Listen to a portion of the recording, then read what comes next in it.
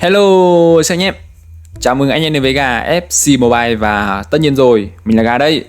Như em biết là vào ngày 29 tháng 4 tới chúng ta sẽ có một cái phần sự kiện mới, một sự kiện siêu to khổng lồ của FC Mobile có tên là sự kiện Team of the Season tốt S.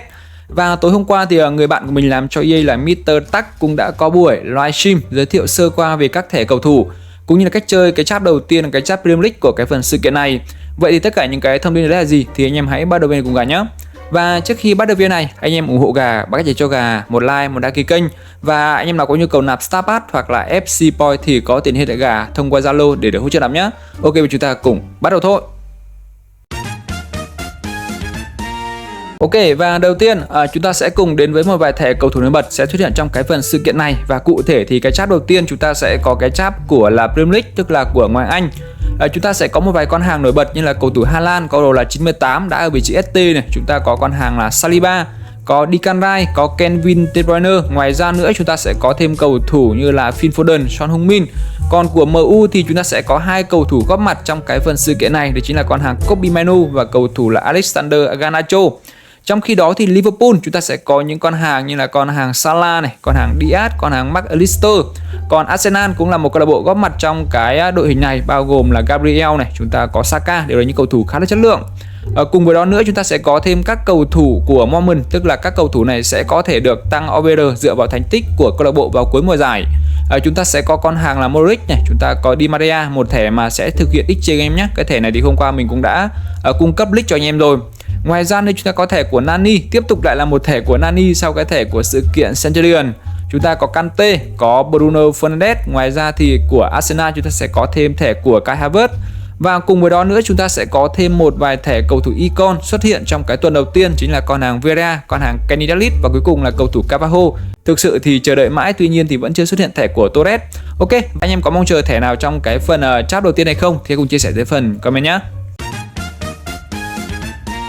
Ok, và tiếp theo thì chúng ta sẽ cùng đến cách chơi của cái phần sự kiện này. Về cơ bản thực sự cái phần sự kiện Team of the Season này là một sự kiện mà phải nói là cực kỳ đáng chờ đợi. Nhưng mà sau khi leak cái thông tin của chat đầu tiên thì bắt đầu nó cũng hơi đỡ rồi anh em ạ. Đầu tiên thì cái tuần đầu tiên vào ngày 29 tháng 4 chúng ta sẽ ra mắt là 5 chap đầu tiên. Chúng ta sẽ có chap main này, chap Premier League, chúng ta có TOTS Icon. Ngoài ra có Arena và cuối cùng là cái phần là UTTS. Trong cái chap main này thì chúng ta sẽ phải chơi các phần nhiệm vụ nhé. Thì trong cái phần này anh em sẽ phải hoàn thành 5 trận đấu hoặc là 5 cái phần skill game trong cái phần là Division Rival hoặc là trong cái chap của TOTS để có thể là mở cái phần mở khóa này. Và một ngày thì sau khi hoàn thành xong nhé, anh em sẽ có thể chọn được một trong các phần thưởng như là cầu thủ này, gem hoặc là coin. Thực sự cái phần này thì anh em có thể chơi bất kỳ cái phần skill game ở đâu hoặc là bất kỳ chơi các trận đấu nào chúng ta đều có thể hoàn thành được cái phần nhiệm vụ này. Và sau khi hoàn thành được cái phần nhiệm vụ chúng ta sẽ có cái phần milestone ở bên tay phải. Cụ thể thì khi mà anh em hoàn thành được một ngày chúng ta sẽ nhận được thêm con hàng là Saint Maximin, một thẻ mà có OVR là 93 và đã vị trí là LM. Thực ra cái thẻ này nhìn khá là xấu. Tiếp theo thì 10 ngày anh em sẽ có thể nhận được con hàng Conte này. Và ngoài ra nữa các tuần tiếp theo 17 lần chẳng hạn anh em sẽ có thể nhận được con hàng là Bundesliga. Hoặc là cuối cùng chờ ở cái chap này của cái phần milestone này khi mà cao nhất thì anh em sẽ có thể nhận được một thẻ cầu thủ là TTI.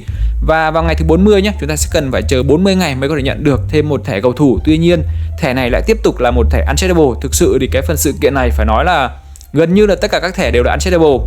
Và ngoài ra thì ở bên cạnh của cái chap này chúng ta có thêm là cái phần Premier League Feature Player, tức là chỉ show các cầu thủ để anh em có thể ngắm thôi. Và ngoài ra thì EA cũng không quên rằng có một cái chữ là Go to Store để anh em nào mà theo phong cách nạp thủ cũng có thể thực hiện nạp đầu tư để có thể mở các pack trong cái phần sự kiện này. Và bên cạnh nữa thì nó sẽ show tất cả các phần tính năng liên quan đến cái phần sự kiện tốt S này, bao gồm là exchange này, bao gồm cái phần quest là cái phần nhiệm vụ và cuối cùng là cái phần challenge. Nói chung là phần main này thì chúng ta không có quá nhiều điểm đáng nổi bật, anh em cứ chơi game như bình thường thôi. Và tiếp theo thì chúng ta sẽ cùng đến với cái chap bên cạnh là cái chap Premier League. Thì cái chap này sau này chúng ta sẽ mở thêm các giải liên quan đến Bundesliga, liên quan đến giải La Liga, Ligue 1 hoặc là Serie A. Thì tuần đầu tiên này vào ngày là 29 tháng 4 chúng ta sẽ chỉ mở một cái chap này thôi.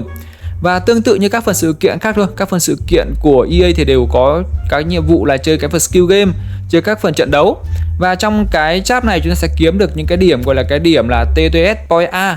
Và một ngày chúng ta chỉ kiếm được tối đa 50 điểm thôi. Do đó thì anh em cũng không cần phải cái cuốc quá nhiều, anh em chỉ cần chơi đủ 50 điểm là chúng ta dừng lại. Và với cái điểm là tốt Point A này anh em sẽ mở các phần thưởng lần lượt ở bên tay phải nhé. Chúng ta sẽ có tổng cộng là 8 phần thưởng. Thực sự thì EA cũng khá là làm màu khi mà các phần thưởng này chúng ta vẫn chưa lộ diện là phần thưởng là gì. Tuy nhiên thì chúng ta sẽ có tổng cộng là 8 cái phần thưởng. Và sau khi anh em đã đi full hết 8 cái mốc này rồi, chúng ta sẽ có 3 cầu thủ để em có thể lựa chọn. Đầu tiên là cầu thủ Bowen, một con hàng đã vị trí là ST. Thực sự thẻ này thì ST mình thấy không ưng lắm, tại vì là đa số con hàng Bowen này sẽ đã vị trí là chạy cánh. Tiếp theo thì một thẻ cầu thủ mà cực kỳ đáng chờ đợi và nhiều anh em fan MU sẽ rất là mong chờ, đó chính là thẻ của Kobbie Mainoo, một thẻ có OVR là 95 và đã vị trí là CDM. Và cuối cùng thực sự EA lại tiếp tục tặng cho chúng ta thêm một thẻ cầu thủ là Marciano, nếu như mà anh em nào mà không muốn hai cầu thủ trên, hoặc là em nào không phải là fan của hai câu lạc bộ này thì em có thể chọn con hàng là Marciano để có thể nâng cấp cho các cầu thủ phía sau em nhé. Và ngay bên cạnh của cái cháp này chúng ta sẽ có thêm cái cháp là TOTS Icon. Thực sự thì hiện nay có vẻ như là đội ngũ developer của EA đang bí ý tưởng anh em ạ. Cái cháp TOTS Icon này chúng ta sẽ giống như cái phần là Fire Centurion, cái phần là đi tìm bách nhân đội trưởng trong cái phần sự kiện là Centurion. Và trong đây thì một ngày anh em sẽ có thể lựa chọn các phần trận đấu liên quan đến đá với máy này, liên quan đến là đá VSA hoặc là liên quan là đá head to head, để có thể kiếm được các điểm liên quan gọi là điểm TOTS Icon Token. Và một ngày thì chúng ta sẽ kiếm được tối đa là 20 điểm, do đó thì em có thể lựa chọn là đá head to head và tiếp theo là một trận VSA để có thể kiếm đủ là 20 điểm. Và với cái điểm này chúng ta sẽ mang đi mở các phần thưởng ở bên tay phải nhé. Cái phần này thì chúng ta có thể hình dung nó cũng khá là giống như là cái phần là Mystery Shading. Chúng ta sẽ phải mở các ô liên quan đến OBR này, liên quan đến Position, liên quan đến Nation và liên quan đến Name. Thực sự chúng ta chỉ có 4 ô này nhưng mà chúng ta sẽ phải mở full cả 9 ô để có thể nhận được cái phần thưởng bên cạnh nó là một thẻ cầu thủ TOTS. Cái phần này nói chung là nó không có quá nhiều điểm đáng nổi bật, anh em cứ chơi như bình thường thôi và anh em sẽ dùng các điểm là TOTS Icon để mở được các ô này.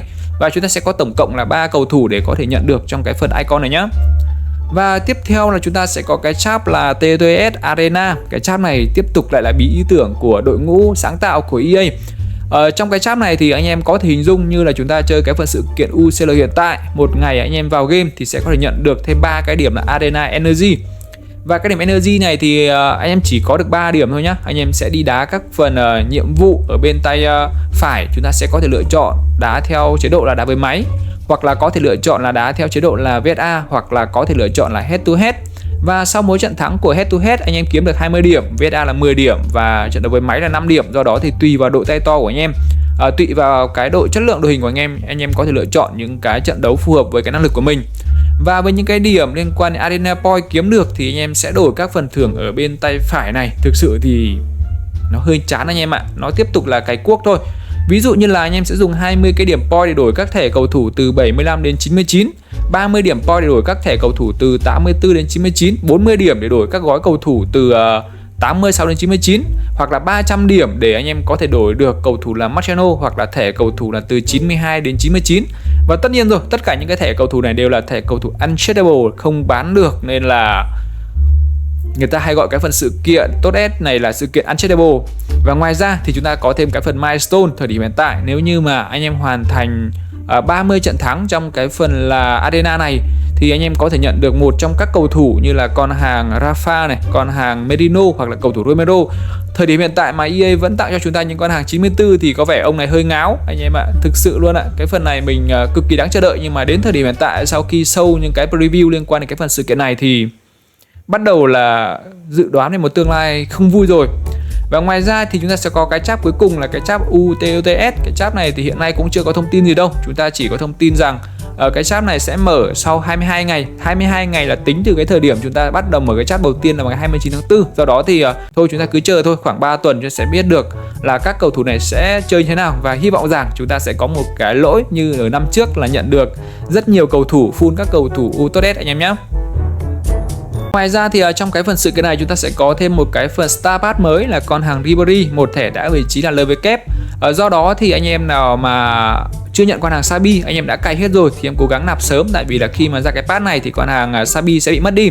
Và trong cái pass này thực sự thì con hàng Ribery này là một thẻ cũng khá là ok, khi mà có OVR 97 thì nó cũng khá là hợp với cả chỉ số của game thời điểm hiện tại.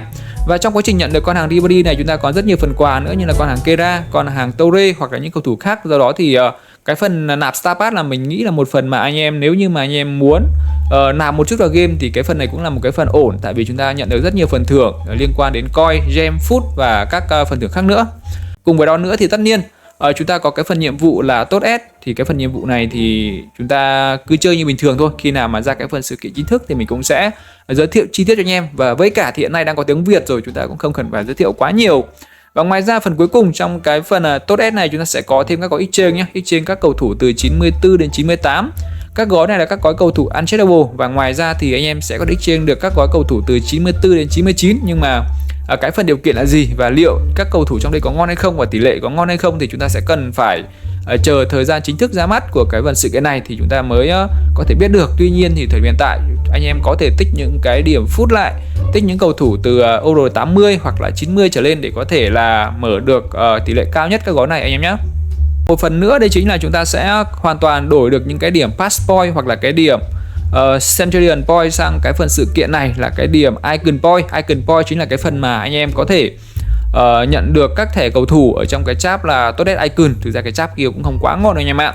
Và anh em sẽ đổi 4 cái điểm là của sự kiện Centurion sang các điểm là điểm Icon Point, và chúng ta sẽ chỉ đổi được tối đa là 80 lần thôi. Do đó thì thực sự mình nghĩ là thời điểm hiện tại anh em có thể dùng những cái điểm Centurion đi quay may mắn trong cái phần sự kiện là bách nhân đội trưởng, nó sẽ kinh tế hơn rất nhiều so với việc là chúng ta sẽ đổi các điểm trong cái phần sự kiện tốt đẹp này, tại vì nhìn sơ qua nó không quá ngon. Và cái phần mở pack kia biết đâu anh em mở được pack ngon thì chúng ta sẽ khá là may mắn. Ok, và trên đây là một vài thông tin về cái buổi livestream hôm qua của Mr. Tắc liên quan đến cái phần sự kiện là tốt S. Vì thực sự thì sau khi ra cái thông tin về cái phần sự kiện này thì tất cả mọi YouTuber, tất cả mọi thành viên liên quan đến FC Mobile đều cảm thấy khá là thất vọng khi mà một cái phần sự kiện mà cực kỳ đáng chờ đợi mà nó chưa được quá ngon. Hy vọng rằng các chap sau sẽ ngon hơn. Và tất nhiên là khi mà ra cái phần sự kiện chính thức thì mình sẽ ra video hướng dẫn chi tiết cho anh em. Do đó thì anh em đừng quên để cho gà một like, một đăng ký nhé. Cảm ơn anh em. See you soon. Yeah.